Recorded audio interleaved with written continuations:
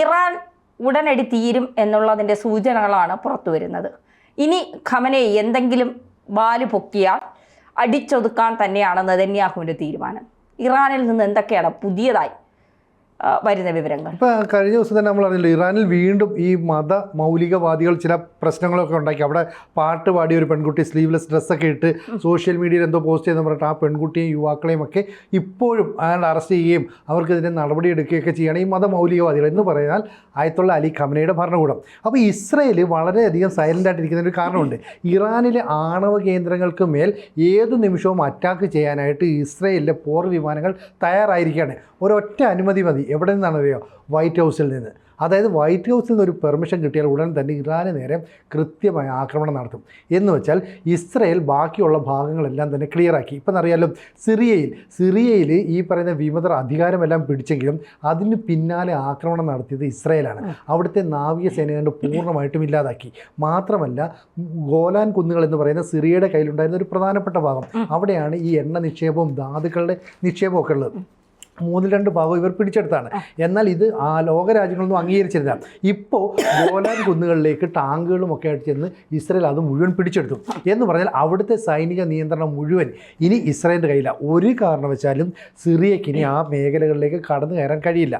മാത്രവുമല്ല, അവിടുത്തെ മതമൗലികവാദികൾ എടുത്ത് പറഞ്ഞു, ഞങ്ങളുടെ സൈന്യം ഇതാ വരുന്നു എന്ന് പറഞ്ഞിട്ട് ഡമാസ്കസ് എന്ന് പറയുന്ന അവരുടെ തലസ്ഥാനത്തിന് 25 കിലോമീറ്റർ അകലെ വരെ എത്തി. ഏത് നിമിഷവും ഇസ്രയേലിന് വരെ അവരെ അറ്റാക്ക് ചെയ്യാം. പക്ഷേ ഇസ്രയേൽ അത് ചെയ്തില്ല. ചെയ്യാത്തതിന് കാരണം അമേരിക്കയുമായിട്ടുള്ള എന്തോ ഒരു പങ്കാളിത്തം കൊണ്ടാണെന്ന് പറയപ്പെടുന്നു. എന്തായാലും അമേരിക്കയാണ് ഈ വിമതർക്ക് ഈ അട്ടിമറിക്കുള്ള എല്ലാ സഹായം ചെയ്തു കൊടുത്തതെന്ന് ഇറാൻ തന്നെ പറഞ്ഞു. അപ്പോൾ ഇറാൻ പറയുകയാണ്, ഇനി ഞങ്ങളുടെ അറ്റാക്ക് അമേരിക്കയ്ക്ക് നേരെയായിരിക്കും. അതായത് അമേരിക്ക ഇസ്രയേലുമായി ചേർന്ന് എഴുതിയ തിരക്കഥയാണ് ബാഷർ അൽ അസദ് എന്ന് പറയുന്ന രാജാവിനെ അല്ലെങ്കിൽ അവിടുത്തെ ഏകാധിപതിയെ രാജ്യത്ത് നിന്ന് ഓടിച്ചു വിട്ടത്. അപ്പോൾ ബാഷർ അൽ അസാദാണ് ഇത്രയും കാലം ഈ പറയുന്ന ഇറാൻ എല്ലാ സഹായം ചെയ്തു കൊടുത്തത്. അവരാണ് ഹമാസിനെയും ഹിസ്ബുള്ളയും ഒക്കെ വളർത്തിയതുപോലെ അവിടെ ഹൂത്തികളെ ഉൾപ്പെടെ വളർത്തിക്കൊണ്ടുവന്നത്. എന്തിനാണെന്ന് പറഞ്ഞാൽ ഈ ഇറാൻ്റെ പോലെ ഒരു സാമ്രാജ്യമായി, ഇറാൻ പോലെ ശക്തമായ ഒരു മുസ്ലിം മതവിഭാഗങ്ങളുടെ വിശ്വസ്ത സ്ഥാപനമായി അല്ലെങ്കിൽ ആരാധനാ കേന്ദ്രമൊക്കെ ആയിട്ട് സൗദി അറേബ്യ മാറി. അപ്പോൾ സൗദി അറേബ്യയോട് വളരെയധികം അസൂയയാണ് ഇറാനുണ്ടായത്. മാത്രമല്ല, സൗദി അറേബ്യ സുന്നി രാജ്യമാണ്. അപ്പോൾ ഈ സൗദി അറേബ്യയ്ക്ക് എപ്പോഴും ആശങ്കകൾ സൃഷ്ടിക്കാൻ ഹൂത്തികളെ ഉപയോഗിച്ച് ആക്രമണം നടത്തിക്കൊണ്ടിരുന്നത് ഇറാനായിരുന്നു. അതിനെല്ലാ പിന്തുണയും ചെയ്തത് ബാഷർ അൽ അസദായിരുന്നു. അപ്പം ബാഷർ അൽ അസദിന് ഈ സഹായമെല്ലാം ചെയ്തു കൊടുത്തത് ഈ പറയുന്ന ഇറാൻ നൽകുന്ന സപ്പോർട്ടും ഒപ്പം റഷ്യ നൽകുന്ന സപ്പോർട്ടുമാണ്. ഈ റഷ്യ സപ്പോർട്ട് ചെയ്യാനുള്ള കാരണം ബാഷർ അൽ അസദിൻ്റെ വലിയ രീതിയിലുള്ള ഒരു സമ്പാദ്യം മുഴുവൻ കൊണ്ട് ഇൻവെസ്റ്റ് ചെയ്യുന്നത് റഷ്യയിലാണ്. ഏതാണ്ട് $200 മില്യൺ ഡോളറിലധികമാണ് റഷ്യയിലെ വിവിധ ബാങ്കുകളിൽ കൊണ്ട് നിക്ഷേപിച്ചത്. അതുകൊണ്ടാണ് റഷ്യയും ഇറാനും എപ്പോഴും ഇവർക്ക് പ്രൊട്ടക്ഷൻ നൽകുന്നത്. ഇപ്പോൾ അമേരിക്കയുടെ ഒരു നിലപാട് ഇസ്രായേലിൻ്റെ നിലപാട് വ്യക്തമായിക്കൊണ്ട് ഇനി ഇവിടെ ഈ ഇറാൻ എന്ന് പറയുന്ന ഒരു രാജ്യത്തെ നിലപാട് വേണ്ട. അവിടുത്തെ ജനങ്ങളെ അഭിസംബോധന ചെയ്തുകൊണ്ട് വീണ്ടും നെതന്യാഹു പറഞ്ഞു, നിങ്ങളുടെ പ്രശ്നങ്ങളൊക്കെ ഞങ്ങൾക്ക് മനസ്സിലാവുന്നുണ്ട്. ഈ മതമൗലികവാദികളെ എത്രയും പെട്ടെന്ന് ഇവിടെ നിന്ന് ഇല്ലായ്മ ചെയ്യും. നിങ്ങൾക്ക് പുതിയൊരു ഭരണകൂടം ഞങ്ങൾ സൃഷ്ടിച്ചു തരും. അപ്പം ഞങ്ങൾ എന്ന് പറയുന്ന ആരാ? അമേരിക്കയും ഇസ്രായേലും. അപ്പോൾ ആയത്തുള്ള അലി ഖമനേയി ഇടയ്ക്കിടയ്ക്ക് പിന്നെയും വാല് വെക്കുക. അയാളുടെ ഒരു അഹങ്കാരം ഒന്ന് ആലോചിച്ച് നോക്കി. ഇടയ്ക്ക് കുറെ നാള് ബംഗറിലൊക്കെ ഒളിച്ചു നിന്നിട്ട് വീണ്ടും പുറത്തു വന്നു. ഇല്ല, പുറത്തു വന്നില്ല. ഇപ്പോഴും ഇരുന്നുകൊണ്ടാണ് ഈ ഭീരവാദമൊക്കെ മുഴക്കുന്നത്. ഇറാനിൽ ഇപ്പോൾ ഒരു ആഭ്യന്തര കലാപം പൊട്ടിപ്പുറപ്പെട്ടു എന്ന് പറയുന്നു. അതായത് ഇറാന്റെ ഈ ഈ വിഷം കുത്തിവെക്കുന്ന രീതി, അല്ലെങ്കിൽ സ്ത്രീകൾക്ക് സ്വാതന്ത്ര്യം കൊടുക്കാത്ത ഒരു രീതിയോട് സ്ത്രീകൾ തന്നെ പ്രതിഷേധം അറിയിച്ചുകൊണ്ട് രംഗത്തെത്തും. നമുക്കറിയാം, തലയുടെ ഒരു മുടിയുടെ കുറച്ച് ഭാഗം കണ്ടു എന്ന് കരുതിയാണ് ഒരു പെൺകുട്ടിയെ കൂടം കൊണ്ട് അടിച്ചു കൊലപ്പെടുത്തിയത്. അവിടെ നിന്നാണ് ഈ ആഭ്യന്തര കലാപത്തിന്റെ തുടക്കം എന്ന് പറയുന്നത്. അപ്പോൾ ഇപ്പം വലിയ രീതിയിൽ ആഭ്യന്തര കലാപം കൂടി നേരിടുകയാണ് ഇറാൻ. അതിനിടയ്ക്കാണ് ഈ ഇസ്രായേൽ ആണവായുധങ്ങൾ തകർക്കുമെന്നുള്ള ഭീഷണി മുഴക്കുന്നത്. അപ്പോൾ മൊത്തത്തിൽ ഇറാന്റെ അധികാരം ഈ മത നേതാക്കളിൽ നിന്ന് മാറുന്നു എന്ന്, അത് കഴിഞ്ഞ് ജനാധിപത്യത്തിലേക്ക് എത്തുന്നു എന്നുള്ളതാണോ? അങ്ങനെ കരുതണം. കാരണം ആയത്തുള്ള അലി ഖമനേയി ഈ പ്രസ്താവനകൾ നടത്തുന്നു. അപ്പോൾ ഇപ്പോഴും അയാൾ ശക്തനാണ്. അയാൾ ബങ്കറിനുള്ളിൽ ഒളിച്ചിരിക്കുകയായിരിക്കാം. കാരണം കഴിഞ്ഞ ദിവസം ഒരു പെൺകുട്ടി സ്ലീവ്ലെസ് ഡ്രസ്സ് ധരിച്ച് പരസ്യമായി പാട്ട് പാടുന്നു. ആ പാട്ട് പാടുമ്പോൾ ഈ പറയുന്ന തലമുടി അല്ലെങ്കിൽ തലയൊന്നും മൂടുന്ന വസ്ത്രം ധരിക്കുന്നില്ല. അത്തരം വസ്ത്രം ധരിക്കാതെ പുരുഷന്മാരോടൊപ്പം പൊതുവേദിയിൽ പാട്ട് പാടി ഇത് സോഷ്യൽ മീഡിയയിൽ പങ്കുവച്ചു. അതോടുകൂടി ഇവരെ പിടികൂടുന്നു. ഇത് തന്നെയാണ് തന്നെ കുറച്ച് മുമ്പ് മുടി മാത്രം പുറത്ത് കാണിച്ചു എന്ന് പറഞ്ഞ ഒരു പെൺകുട്ടിയെ പിടിച്ചുകൊണ്ട് ജയിലിൽ പോയി. പിന്നീട് വന്നത് ആ പെൺകുട്ടിയുടെ ഡെഡ് ബോഡി എന്ന് പറഞ്ഞാൽ കൂടം കൊണ്ട് അടിച്ചു കൊന്നു. അതിനുശേഷം ഒരു പെൺകുട്ടി കോളേജിൽ പോയപ്പോൾ അർദ്ധനഗ്നയായിട്ട് പോയി. പിന്നീട് അവൾക്ക് ഭ്രാന്താണെന്നൊക്കെ പറഞ്ഞ് അവളെയും പിടിച്ചുകൊണ്ട് പോയി. അപ്പോൾ സ്ത്രീകൾക്ക് നേരെയുള്ള മതമൗലികവാദികളുടെ ക്രൂരമായ നിലപാടുകൾ ഇപ്പോഴും തുടരുന്നു. ഇത് കൃത്യമായിട്ട് ഇസ്രായേൽ വാച്ച് ചെയ്യുന്നുണ്ട്, അമേരിക്ക വാച്ച് ചെയ്യുന്നുണ്ട്, ലോകം മുഴുവൻ ശ്രദ്ധിക്കുന്നുണ്ട്. അപ്പോൾ ഈ മതമൗലികവാദികൾ ഇനി വെച്ചുകൊണ്ടിരിക്കേണ്ട, അതാണ് തന്നെ നേരത്തെ സൂചിപ്പിച്ച രണ്ടാമത്തെ കാര്യം. അതായത് അവിടെ ആഭ്യന്തര കലഹം ഉണ്ടാകുന്നുണ്ട്. പക്ഷേ അത് എത്രത്തോളം ശക്തമാകുന്നു എന്നാണ് അറിയേണ്ടത്. സിറിയ പോലെയുള്ള ഒരു രാജ്യത്ത് ഈ അവിടുത്തെ ഏറ്റവും ശക്തനായ ഭരണാധികാരിയായിരുന്നു ബാഷർ അൽ അസാദ്. ചൈനയുടെ, റഷ്യയുടെയും അതുപോലെ തന്നെ ഇറാന്റെ ഏറ്റവും ക്രൂരനായ അവിടുത്തെ തന്നെ 1.5 ലക്ഷം ആളുകളെയാണ് അയാൾ ഈ പറയുന്ന ഇറാന്റെ സഹായത്തോടെ ഹിസ്ബുള്ള ഉപയോഗിച്ച് കൊലപ്പെടുത്തിയത്. അപ്പോൾ എത്ര ക്രൂരനാണ്. ജയിലിലും കുറെ ആളുകളെ പിടിച്ചിട്ടിരുന്നു. എത്രയോ ആളുകളെ ശരിക്കും കശാപ്പുശാല അവിടുത്തെ ജയിലറുകളെ അറിയപ്പെടുന്നത്. അപ്പോൾ അത്തരം ജയിലറുകളുള്ള ബാഷർ അൽ അസാദിന്റെ ഭരണകൂടത്തെ വെറും 2 ദിവസം കൊണ്ട് അട്ടിമറിക്കാനായിട്ട് ഇസ്രായേലിന് കഴിഞ്ഞു എന്ന് പറഞ്ഞാൽ, ശരിക്കും പറഞ്ഞാൽ 11 ദിവസം കൊണ്ടാണ് HTS എന്ന് പറയുന്ന വിമത സൈന്യം ഈ അറ്റാക്ക് മുഴുവൻ നടത്തിയത്. കഴിഞ്ഞ 50 വർഷമായിട്ട് സിറിയക്കെതിരെ പണി കൊടുക്കണമെന്ന് ഇസ്രായേൽ വിചാരിച്ചിരുന്നു. പക്ഷെ ഒന്നും നടന്നില്ല. പക്ഷേ ഈ വിമത ഭരണകൂടം ഇവരെ അട്ടിമറിക്കുകയും നിലവിലെ സിറിയൻ ആർമി രക്ഷപ്പെടുകയും ചെയ്തപ്പോൾ 2 ദിവസം കൊണ്ട് ഇസ്രായേൽ അവിടെ മൊത്തം നിരപ്പാക്കി കഴിഞ്ഞു. അവിടുത്തെ വ്യോമ മേഖല ഏതാണ്ട് ക്ലീൻ ആക്കി കഴിഞ്ഞു. എപ്പോൾ വേണമെങ്കിലും സിറിയയ്ക്ക് മുകളിലൂടെ ഇസ്രായേലിന് പറക്കാം, ഇറാനെ ആക്രമിക്കാം. അവിടെ നേവൽ ബേസ് എന്ന് പറയുന്ന ഒരു സംഭവമേ ഇല്ലാതാക്കി, മുഴുവൻ മുക്കിക്കളഞ്ഞു.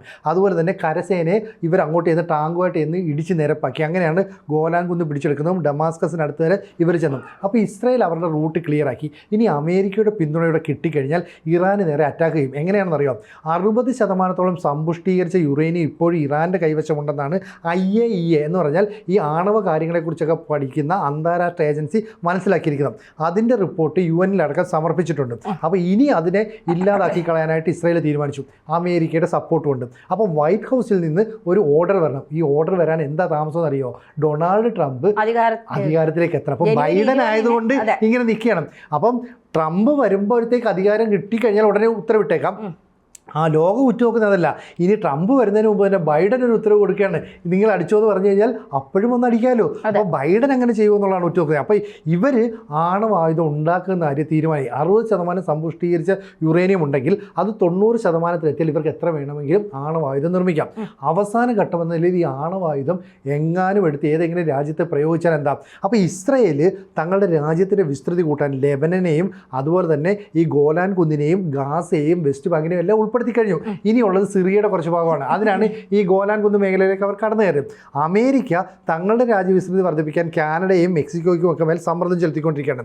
റഷ്യ അവിടെ ഈ ഉക്രൈനെയെങ്കിലും പിടിച്ചെടുക്കാനായിട്ട് സമ്മർദ്ദം ചെലുത്തി. അപ്പോൾ ഇവരെല്ലാം കൂടെ തമ്മിലൊരു കൂടിക്കാഴ്ച, ഒരു ഒത്തുതീർപ്പൊക്കെ നടന്നു കഴിഞ്ഞാൽ ലോകത്തെ സ്ഥിതിഗതികൾ ആകെ മറിയും. അപ്പോൾ ഇറാൻ്റെ ഈ വിമത സ്വരം ഉണ്ടല്ലോ, അതായത് ആയത്തുള്ള അലി ഖമനയുടെ നിങ്ങൾ മിണ്ടാതിരിക്കണം, നിങ്ങൾക്കൂടെ ഞങ്ങളില്ല എന്നുള്ള ഒരു സന്ദേശം അവിടുത്തെ ഈ ഇറാനിയൻ റവല്യൂഷണറി ഗാർഡുണ്ട്, അതായത് ആയത്തുള്ള അലി ഖമനയെ നേരിട്ട് നിയന്ത്രണത്തിലുള്ള ഒരു പോലീസ് സംവിധാനം.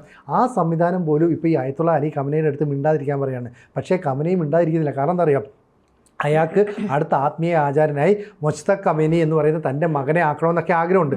അവിടെയുള്ള ആളുകൾ അത് സമ്മതിക്കുന്നില്ല. അപ്പം മതമൗലികവാദികൾക്കിടയിൽ ഭരണം സംബന്ധിച്ചൊരു പ്രശ്നം, തമ്മിൽ ആഭ്യന്തര പ്രശ്നം.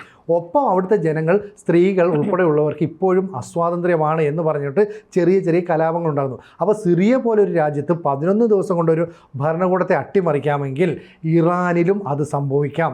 അതിന് വലിയ താമസമൊന്നുമില്ല. ഷാ ഭരണകൂടത്തെ എങ്ങനെ അട്ടിമറിച്ചുകൊണ്ട് ഈ ആയത്തുള്ളമാർ അവിടുത്തെ ഭരണം പിടിച്ചെടുത്തോ അതുപോലെ തന്നെ ഈ ആയത്തുള്ളമാരെ അട്ടിമറിക്കാൻ ഇനി ഏറെ താമസമൊന്നും വേണ്ടിയില്ല. പെസഷ്കിയാൻ എന്ന് പറയുന്ന അവിടുത്തെ പ്രസിഡന്റ് പോലും ഇപ്പം വലിയ കാര്യങ്ങളൊന്നും അത്ര അധികം ശക്തിയോടെ മിണ്ടുന്നില്ല.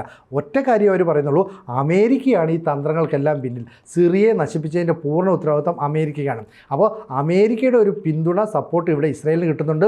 നെതന്യാഹു ഇറാനിലെ ജനതയോട് പറയുകയാണ്, നിങ്ങളെ ഞങ്ങൾ സ്വതന്ത്രനാക്കും, നിങ്ങൾക്ക് കിട്ടേണ്ട എല്ലാ സൗകര്യങ്ങളും എല്ലാ ഫെസിലിറ്റികളും ഇല്ലാതാക്കി ആ പണം മുഴുവൻ ഹമാസിന് ഹമാസിനെയും ഹിസ്ബുള്ളയും ഹൂത്തികളെയും വളർത്താൻ വേണ്ടി ഇവർ ഉപയോഗിച്ചിരുന്നു. ഇനി അത്തരത്തിലുള്ള പണം ഡംപ് ചെയ്യാൻ അനുവദിക്കില്ല. മാത്രമല്ല ഇത്രയും ഏതാണ്ട് 40 വർഷം കൊണ്ടാണ് ഈ പണം ഇത്രയും ഇവർ ചിലവാക്കിയത്.